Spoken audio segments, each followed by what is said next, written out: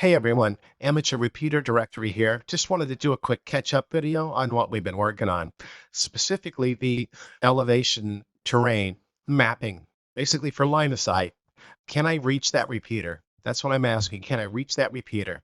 We have some tools we're putting together that can help you figure that out so that you can really pack your radio with repeaters that you can actually connect to and hear traffic on, especially if you only have 128 channels or so. This can really help you pack your radio with repeaters that you can reach, that you can have strong signals to. And also because you can do things like, let's click on this repeater. You can go online. You can indicate that you're online. As people begin to use this product more, we will know which repeaters get traffic and which ones don't. So let's take a look. Let me just explain real quick. The green repeaters are ones I can transmit to. Let's turn the transmit on. So, as that touches the outer edge there. So that's my zone of influence for transmitting so far. Now these are just playing around nodes though. Let's take a look at ping.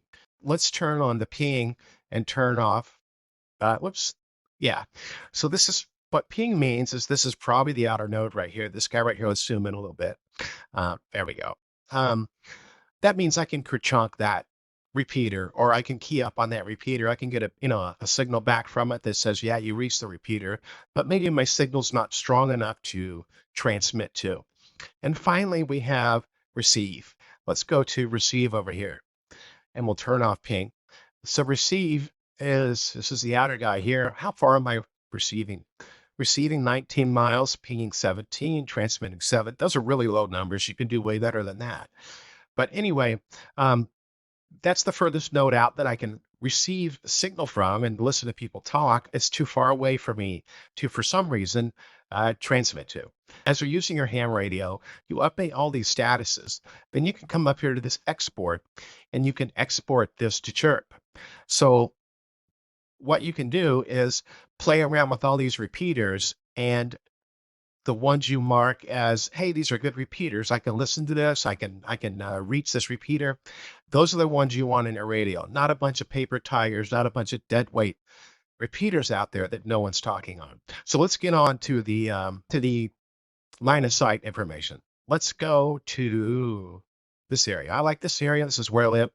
Well, I'll just leave the receive on because it kind of looks cool. So here's my home node. And here's the repeater up here. I'm going to click it. Notice it says, that it's, you can transmit on it. And transmit means you can also receive ping, obviously. Let's turn the properties on so you can see this. It's 200 and, 20 feet above sea level, and it has a 65-foot tower. Let's go ahead and click this line of sight button here. Let's click that. And voila, we have a chart. Let's turn off that green line.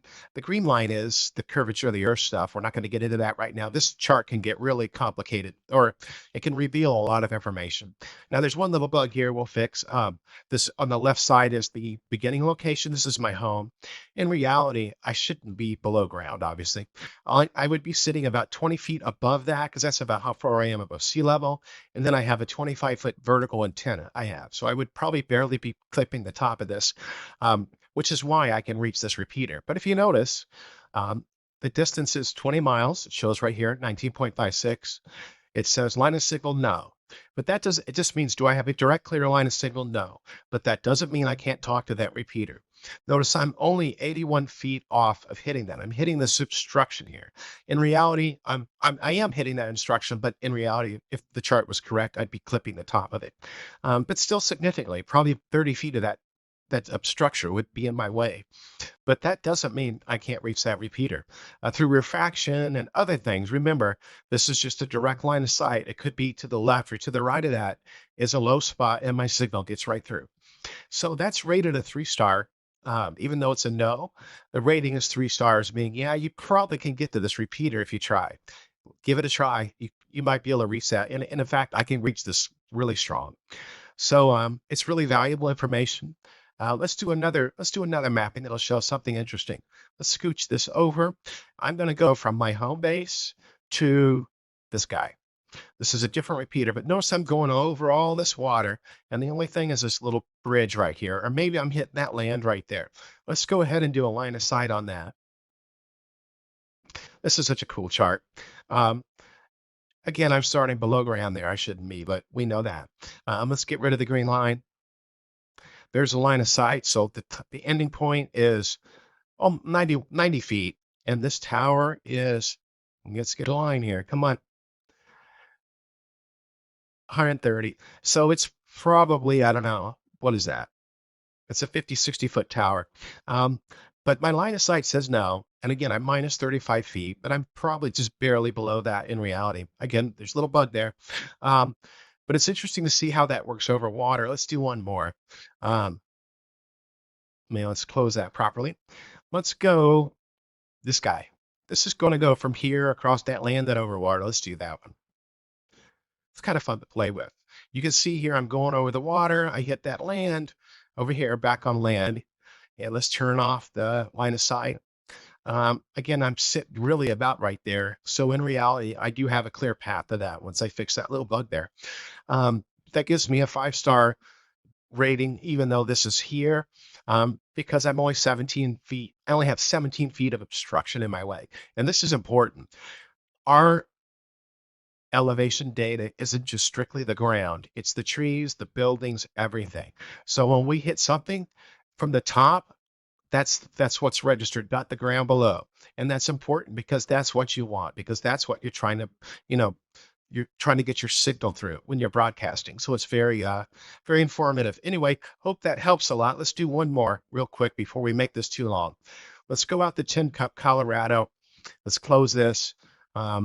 This doesn't look too bad. Look, he's got repeaters pretty close, but let's go to the 3D map. Ooh, look at that. He's in some heavy terrain. Let's back out a little bit. Yep, he's definitely in the mountains. Let's zoom way in. You can see he's in this little town and this little valley, and you can see hills over here that are pretty tall, 3,500 feet, all around him. As I pull out, you can see now how he's nestled in this valley. And here in the plains out here are some repeaters. So let's click this repeater, and let's try to get a line of sight on this guy. Oh, yep, he's in trouble. He's minus 3,880 feet, let's say. He's got a 1-star. Really, he should have a 0-star.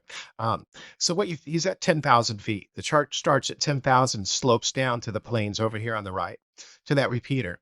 But these are the mountains between him and that repeater, and they're all the way across, and they're 3,800 feet. There's just basically no way he's going to hit that repeater with a handheld on a 2-meter, 70-centimeter band radio. So it's good to know. So if there were a bunch of others in his area, this would not be one he would include on his in his chirp format to load into his handheld. And that's what our software will do.